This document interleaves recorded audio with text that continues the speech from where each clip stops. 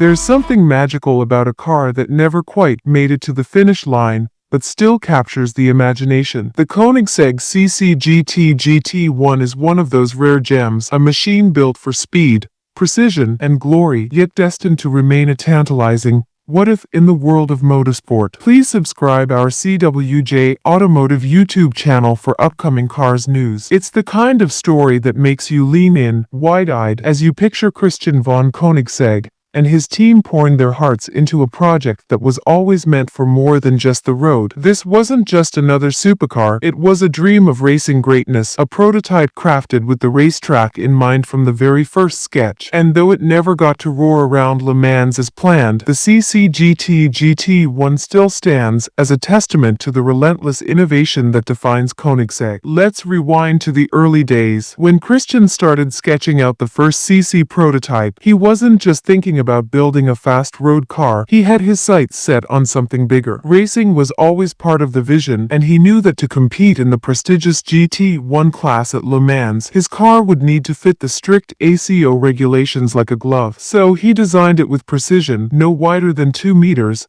with a cockpit taking up at least 70% of the car's width. It was a road car, yes, but one that could slip into racing gear with ease. The CCGT GT1 wasn't born overnight, though. It was a passion project, something the team tinkered with in between building their production cars. For years, it simmered on the back burner, slowly coming together until, finally, it was ready to stretch its legs. And what a machine it was, based on the already jaw-dropping CCR, with a few nods to the CCX in its design, like those sleek front lamps. The CCGT GT1 was a masterpiece of engineering. Under its hood lay a naturally aspirated V8 engine churning out over 600 horsepower. But that was just the start. The real magic was in its feather-light build, under 1,000 kilograms without ballast, thanks to a carbon fiber and honeycomb chassis that was as stiff as it was light. Add to that over 600 kilograms of downforce, and you had a car that could hug the track like it was glued to it. The few lucky souls who got to drive it swore it handled like a dream, with the kind of responsiveness that made you feel like you were dancing on the edge of possibility. It was fast, agile, and ready to take on the world's best. The numbers, they're the kind that make your heart skip a beat. With 960 horsepower at 7,100 RPM and a red line that screamed up to 7,500 RPM, the CCGT GT1 was a force of nature. Torque, over 1,000 Newton meters from 2,700 to 6,170 RPM, peaking at 1,100 Newton meters at 4,000 RPM. It could rocket from 0 to 100 kilometers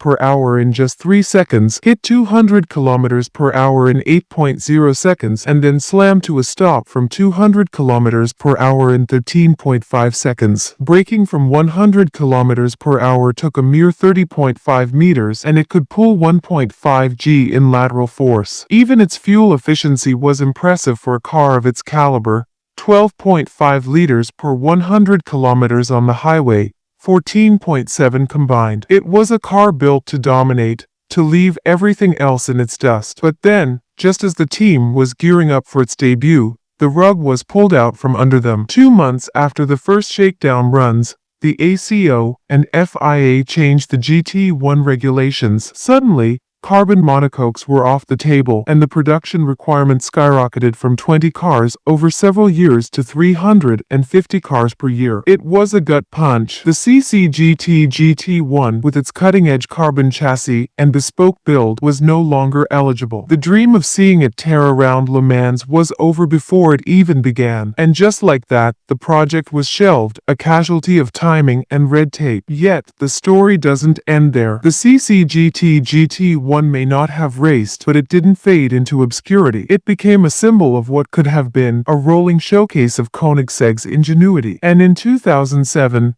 this one-of-a-kind prototype found its way to the auction block at Bonham's Goodwood Festival of Speed, where it sold for a cool £3.3 million. Even now, more than a decade later, it's a car that turns heads and sparks conversations. It's not the fastest Koenigsegg ever built, especially compared to monsters like the Gemera Hybrid with its 2,269 horsepower, but it's a piece of history, a reminder of the passion and precision that go into every car that bears the Koenigsegg name.